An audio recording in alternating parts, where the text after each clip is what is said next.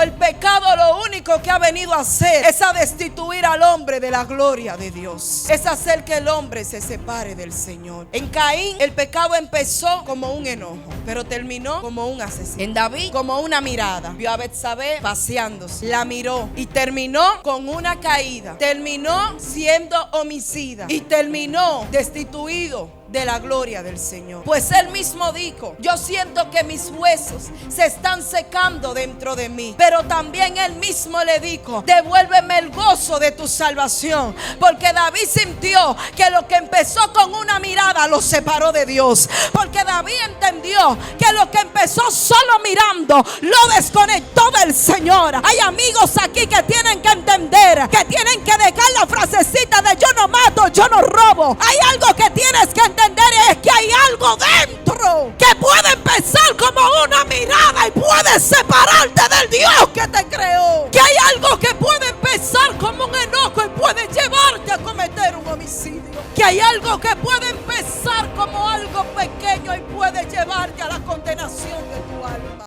He aquí que no se ha cortado la mano de Jehová para salvar, ni se ha agravado su oído para oír. Pero vuestras iniquidades han hecho división entre vosotros y vuestro Dios, y vuestro pecado ha hecho ocultar de vosotros su rostro para no oír. En esta noche, gloria al Señor, seguimos en nuestra campaña con el tema cerca de Dios. Aleluya. En el día de ayer, nuestro hermano Junior Mesa estuvo hablando acerca del mismo tema, cerca de Dios, pero con una intención, que los presentes entendieran que para estar cerca de Dios hay que responder al llamado que Él hace. Pero en esta noche también queremos direccionar a cada persona que está aquí de manera importante, a los amigos, a que no solamente es atencionar al llamado que el Señor hace, sino también entender primero qué fue lo que te alejó o qué es lo que te mantiene lejos, para entonces tú decidir acercarte a Él.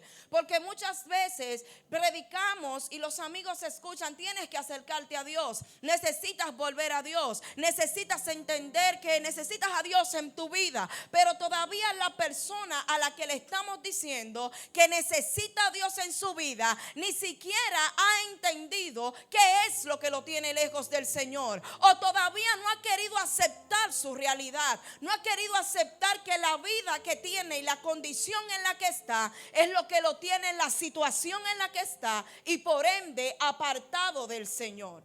El problema más grande que tiene esta humanidad y que tiene el ser humano no es un problema externo, sino un problema interno. Sin embargo, la humanidad, el hombre, al no querer entender esto, a veces cambia de hábitos, cambia de ambiente, cambia de lugar, cambia de trabajo, cambia de posición, cambia de relaciones, buscando cambiar algo que está dentro de ellos. Pero no hay nada externo que pueda cambiar algo que está interno, porque el único que puede cambiar algo que está dentro del hombre se llama Cristo. No hay trabajo que pueda cambiar una situación del alma, no hay una relación que pueda cambiar una situación del alma, no hay amistades que puedan cambiar una situación del alma. La situación del alma solo la cambia Cristo. Por eso usted ve que hay personas que pueden tenerlo todo y aún así ellos mismos manifiestan un vacío. Por eso usted ve que hay personas que pueden sonreír externamente, pero por dentro esas personas están rotas. Personas que pueden profesar estar enteros, pero verdaderamente están en pedazos. Porque hay una condición externa que no puede ser sustituida por una externa. Y los amigos que están en esta noche venimos con una intención. Y es la intención de que tengas que entender que hay algo dentro que necesita ser resuelto, para que luego lo externo pueda manifestarse y pueda tener solución. Porque mientras haya una situación externa, interna, que esté causando lo que estás viviendo externamente, no va a haber una solución. El problema del hombre y de la humanidad no ha sido las crisis, o la falta de dinero, o las enfermedades, o la falta de atención. El problema de esta humanidad es el pecado. El problema de esta humanidad es esa naturaleza caída que lleva al hombre cada día más a su perdición. que lo lleva cada día más a su condenación. El pastor Billy Graham decía: el pecado es una fuerza que destruye la relación entre Dios y el hombre. El pecado no es solo lo que hacemos. El pecado es algo que te habita. El pecado es algo que trata de controlar tu corazón para llevar tus intenciones al mal, para llevar tus acciones al mal, para llevar tus acciones y tus intenciones contrarias a la voluntad de Dios en tu vida. El pecado arropa, arrastra, aprisiona y consume. El pecado es el mayor temor y el mayor peligro que tiene el ser humano. Nuestro peligro inminente no son las guerras. No es si a República Dominicana le van a mandar una bomba o no. No es si nosotros estamos ubicados en el mapa geográfico de las guerras. El problema más grande aquí es lo que el pecado provoca en la vida de la gente. El pecado no solo hace que la gente viva una vida lejos de Dios. El pecado también hace que el hombre viva infeliz. Hace que el hombre viva destruido. Hace que el hombre viva amargado. Y hace que el hombre no comprenda el propósito de Dios en su vida. John MacArthur decía: el pecado no es simplemente una debilidad. El pecado es una rebelión contra Dios. Esta situación del alma se creó en Edén. Y esta situación del alma, la que llamamos pecado, ha hecho que el hombre viva una vida. Y en pocas palabras, en la forma en la que vive su vida, está diciendo: no necesito de Dios.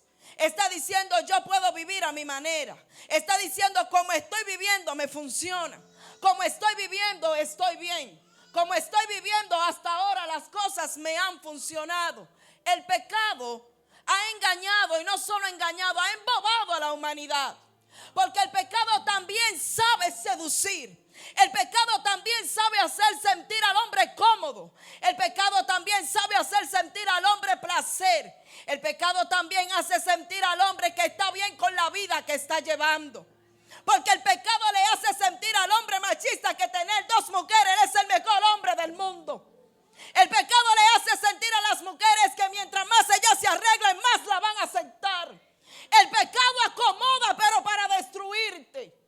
Y el pecado te hace vivir una vida en esta tierra aparentemente placentera, pero acumulándote para una condenación.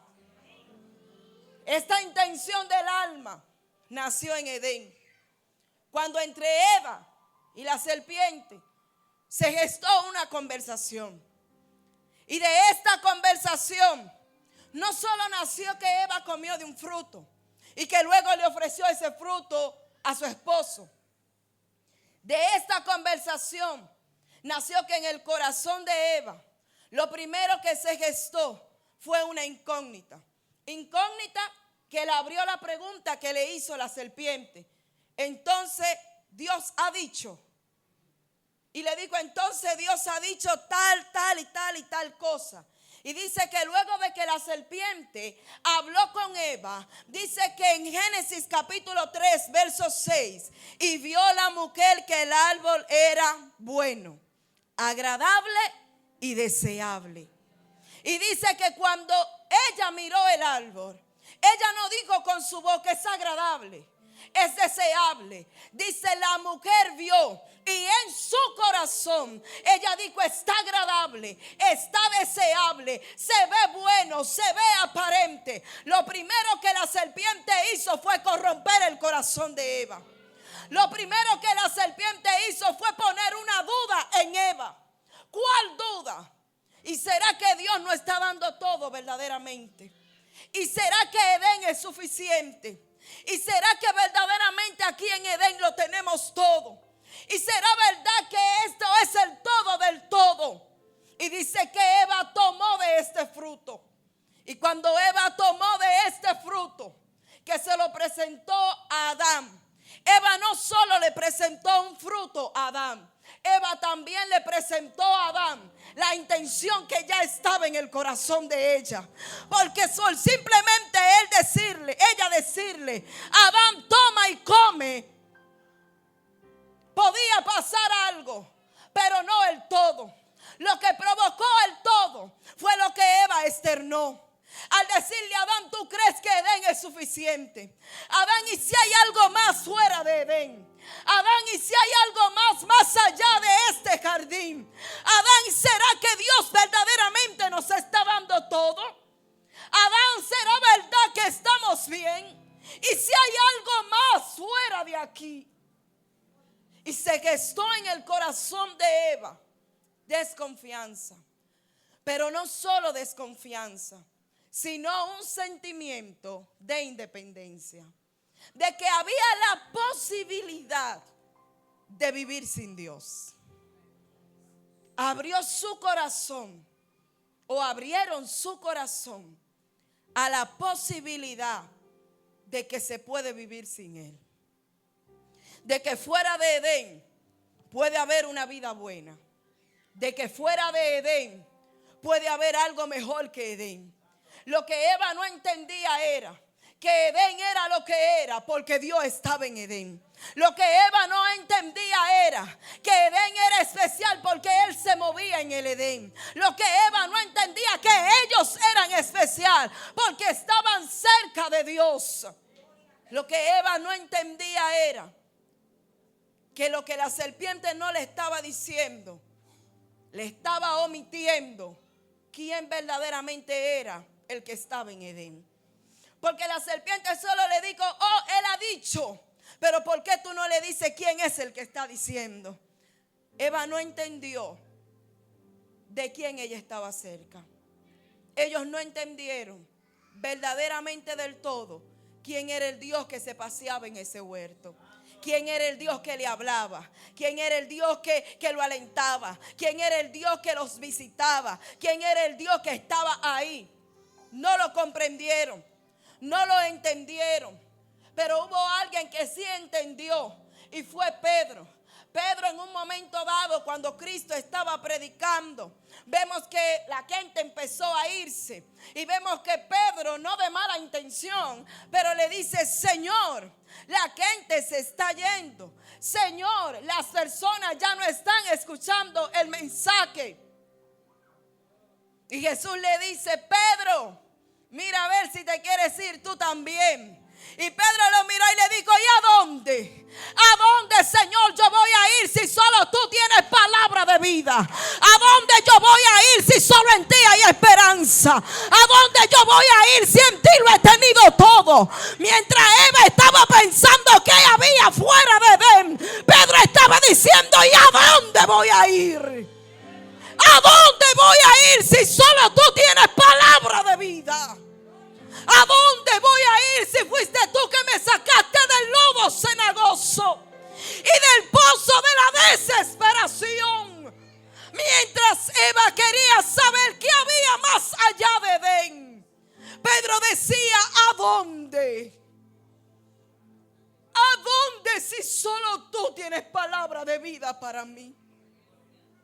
Mientras había uno queriendo investigar qué había fuera de Cristo, había uno que lo había encontrado todo en Cristo. Mientras había una queriendo investigar qué había fuera de él, había uno que había entendido que todo estaba dentro de él.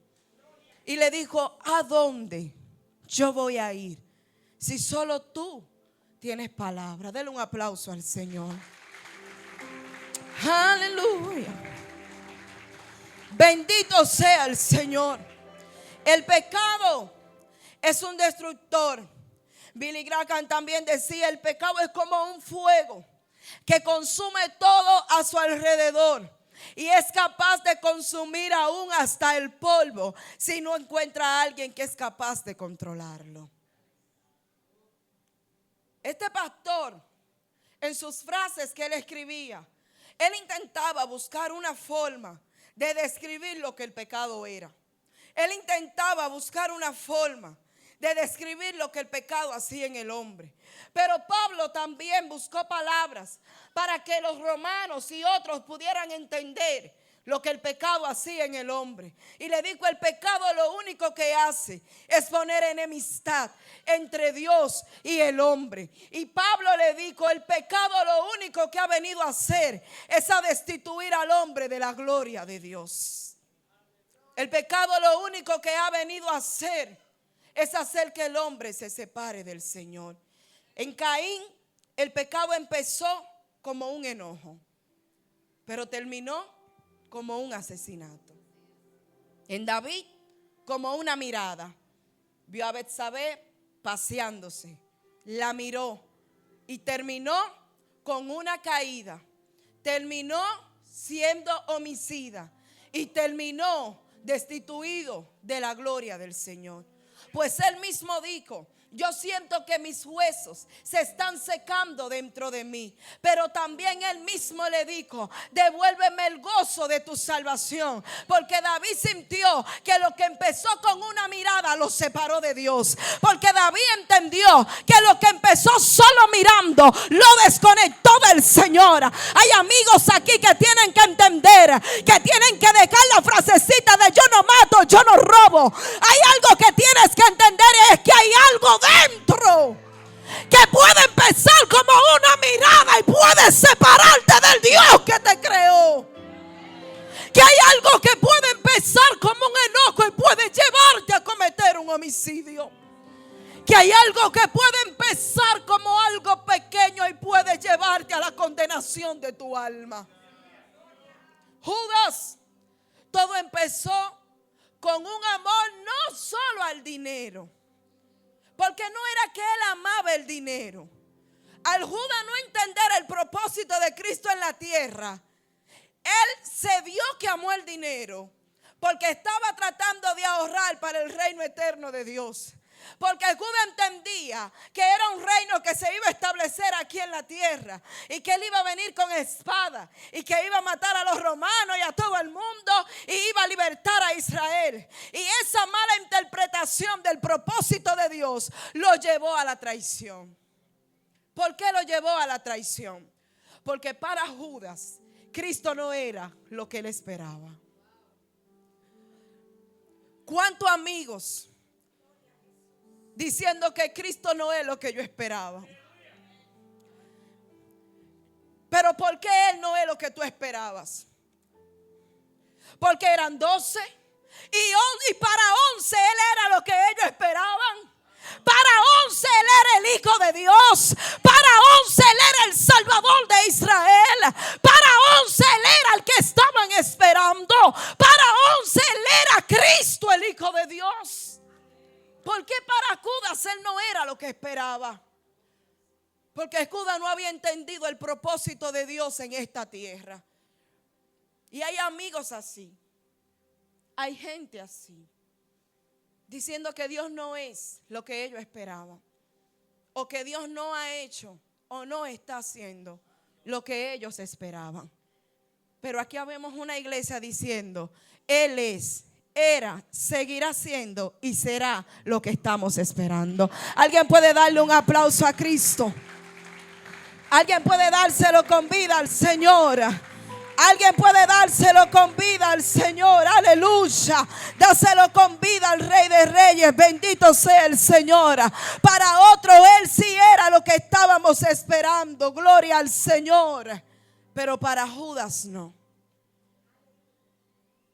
¿Qué es Cristo para ti? ¿O qué estás esperando tú que Él haga?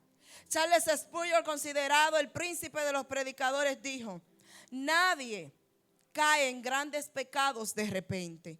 Todos comienzan con una intención en el corazón.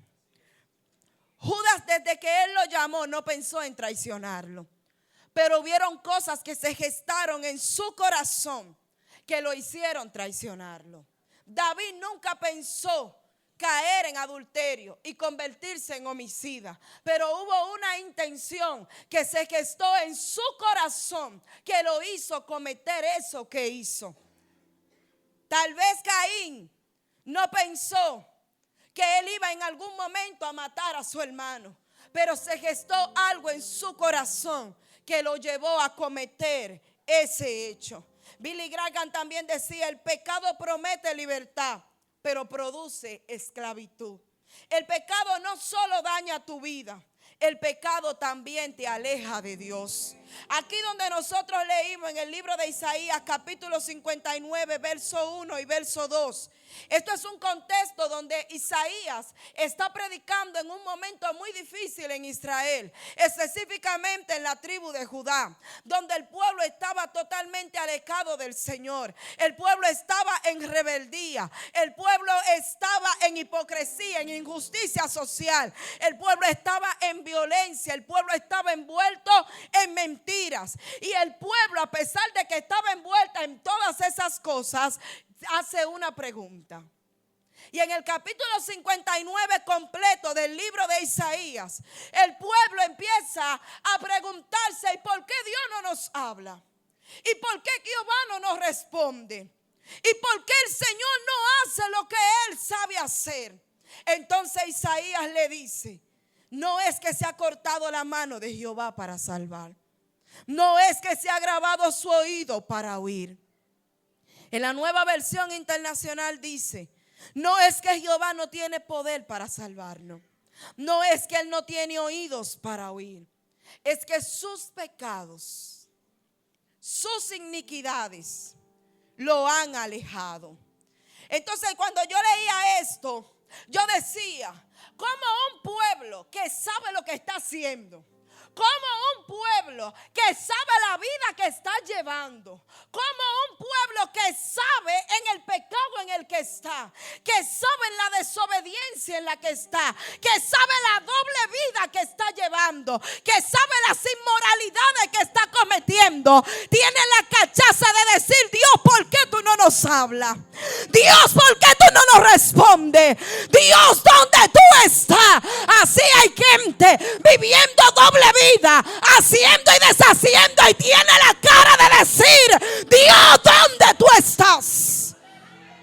Espíritu de Dios, Jehová llama, Jehová nos permite predicar, hacer campaña, evangelizar, orar, ir a los hogares, a decirle a la gente: hay un Cristo que te quiere salvar, hay un Cristo que te quiere dar vida, hay un Cristo que quiere hacer algo contigo.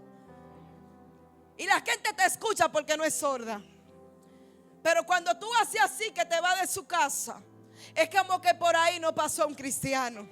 Entonces, cuando están allá en la discoteca, haciendo y deshaciendo, viviendo su vida, sus placeres, siendo el mejor del mundo y la mejor del mundo, y se arma un problema y están entonces en un hospital en intensivo, dicen: ¿y dónde está Dios?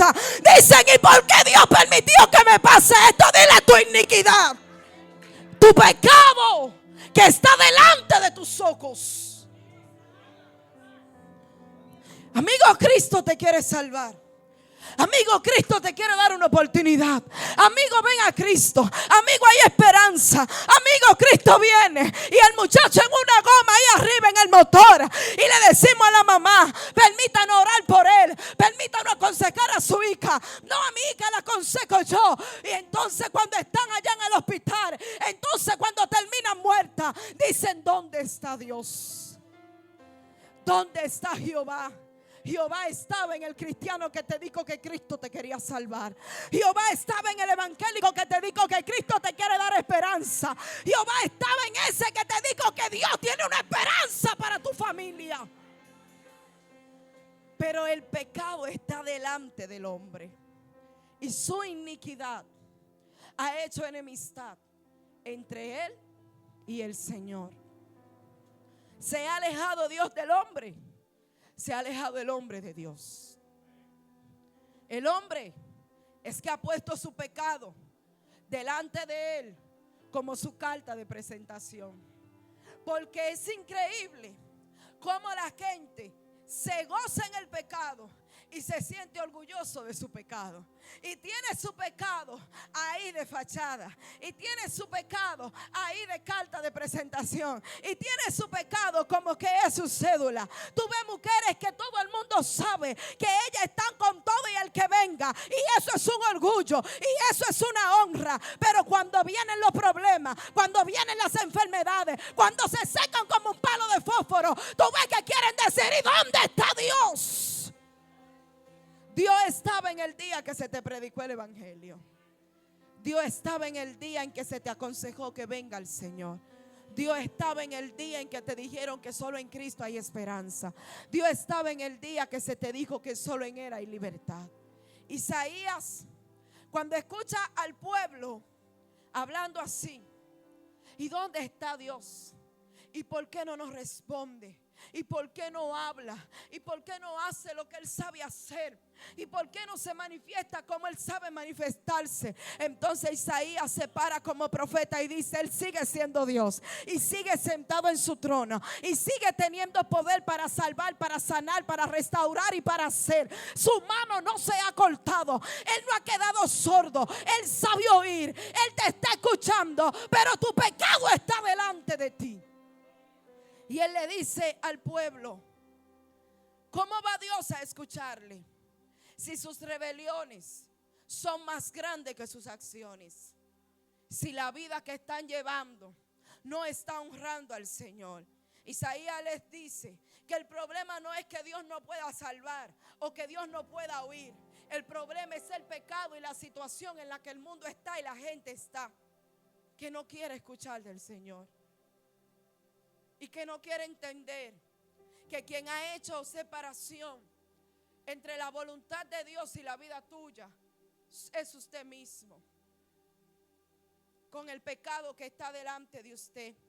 Isaías le dice: Dios sigue siendo poderoso, sigue siendo Dios y sigue escuchando a su pueblo. Pero el problema es que ustedes no han querido entender que la situación por la que Dios nos responde no es porque hay un problema en el cielo, no es porque los ángeles no están llevando los mensajes como es, no es que el Espíritu Santo no está sabiendo interceder por ti. El problema es que hay un problema aquí en la tierra con el corazón de la gente. No es que Dios no está respondiendo, no es que Dios no está haciendo, no es que Dios no está obrando, es que hay un problema en el corazón de la gente, que la gente tiene que entender que necesita arrepentirse para que Dios pueda obrar en su vida, para que Dios pueda obrar en sus corazones, para que Dios pueda hacer algo dentro de ellos. Por eso Cristo, a todo el que recibió un milagro de Él, Él le dijo: ¿qué quieres que haga contigo? Porque esa pregunta revela la intención del corazón de la gente. Se atrevía a uno que no tenía piernas, Cristo decirle: ¿qué hago contigo, Señor? ¿Una casa? ¿Un carro? Estoy a pie. ¿Y con qué lo va a manejar? Porque la gente revela lo que está en su corazón cuando tiene la oportunidad. Y a todo el que Cristo tuvo la oportunidad de sanarle, le dijo: ¿qué quieres que haga contigo? No era evidente, Señor, que le faltan los pies. No era evidente, Señor, que no podían ver. No era evidente, Señor, que no tenían manos. No era evidente, Señor, que no tenía hijos. No era evidente, Señor, que estaba muerto en el caso de Lázaro. No era evidente, Señor, que había una situación. No era evidente en la del flujo de sangre que tenía un problema. Era evidente, pero necesitamos conocer las intenciones del corazón de la gente, porque los milagros de Dios no son para gente con intenciones contrarias a la voluntad del reino de Cristo. Espíritu Santo de Dios. Inconversos que quieren oraciones y oraciones para cuando se sanen y se levanten volver al ring, para cuando se sanen y se levanten volver a la esquina, para cuando se sanen y se levanten volver a beber. Necesitamos conocer las intenciones de tu corazón para que Jehová pueda hacer algo en tu vida. Él le dijo: ¿qué quieres que haga contigo? Y todo el mundo le dijo su condición: que me des la vista, volver a caminar, que me sanes, que hagas algo en mi casa, que hagas algo con mi mente, que hagas algo con mi corazón. Todo el mundo le dijo su condición. La pregunta para el que está aquí que no es cristiano: ¿qué tú quieres que Él haga contigo? Pero para eso tú tienes que hablarte a ti mismo y saber cuál es tu condición. Cada vez que yo veo personas, que he podido verlo y escucharlo, que dicen, yo voy a pasar, pero yo solo quiero una oración. No que te estamos obligando a que te conviertas, eso nunca. No es que nosotros te vamos a rechazar una oración, eso nunca. No es que nosotros vamos a rechazarte el mensaje de la cruz de Cristo, eso nunca. Pero pasan y dicen, una oración nada más. ¿Pero una oración para qué? Porque las oraciones son para libertar. Las oraciones son direccionadas para la salvación. Las oraciones es con la intención de que tu corazón pueda entender que Cristo quiere darte vida. Las oraciones no es para que te saque la loto. Las oraciones no es para que la lipo que te va a hacer salga bien. Las oraciones no es para que a tu hijo que va a atracar se le dé la vuelta. La oración no es para tu beneficio. La oración es para que tú puedas venir al Señor. Entonces ese asunto de que no, yo voy a pasar por una oración. No. Tú tienes que pasar a aceptar a Cristo para que Él pueda cambiar tu vida. Para que Él pueda cambiar tu alma. Espíritu Santo de Dios, mi alma te adora, Señor.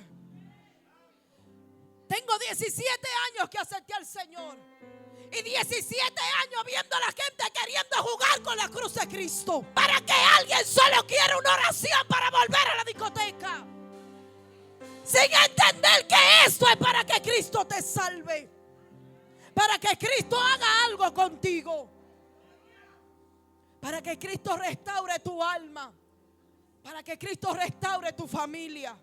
Y si usted tiene mucho tiempo, querido amigo, que no escucha que hay un infierno, sépalo. Hay un infierno y hay un cielo. Y todo el que no venga a Cristo va a ir a ese lugar, porque hay una vida eterna y una condenación eterna. La gente tiene que entender que en aquel día el yo no mato y yo no robo no va a valer. El yo no mato y yo no robo no será una justificación para la salvación. Porque Jesús en el sermón del monte no dijo el que no mate, el que no robe, el que no beba, el que es buena gente se va a salvar. No, Él dijo, yo soy el camino, yo soy la verdad, yo soy la vida y nadie va a ir al Padre si no es por mí. No soy lo bueno que va para el cielo, no el que no mata, no el que no robe, no el que no beba, el que venga a Cristo. Espíritu Santo de Dios es el que venga a Cristo. Es el que entienda su condición y lo deje salvarlo. Y lo deje cambiarlo. Y lo deje transformarlo. Israel, Judá específicamente, sabiendo la vida que estaba viviendo, diciendo, ¿por qué Dios no habla? ¿Por qué Dios no hace? ¿Por qué Dios no revela? ¿Por qué Dios no me ayuda? ¿Por qué tantas cosas? Porque tu pecado está delante de ti. ¿Por qué los hijos me han salido tan malos? ¿Por qué no saqué ni uno bueno? Hay un pecado que está delante de ti. Pero yo lo crié bien. Yo nunca lo enseñé a robar, ni lo enseñé a hacer lo malo. Pero tampoco le hablaste de Cristo y ya eso es pecar. Porque pecar no es solo robar, matar, atracar. Pecar es también negar el mensaje de Cristo en tu vida. Eso es pecar deliberadamente, sabiendo que hay un medio de salvación y obviando ese medio de salvación. Pecar también es saber que Cristo es el Señor y no entender que Él es el Señor. Pecar también es querer ocultar tu condición y aún así querer que Cristo haga algo contigo. Eso también es pecar. Eso también es hacer lo malo. Y eso es lo que te mantiene lejos del Señor. Este mensaje es, querido amigo, para que tú entiendas que ya las excusas no valen delante del Señor.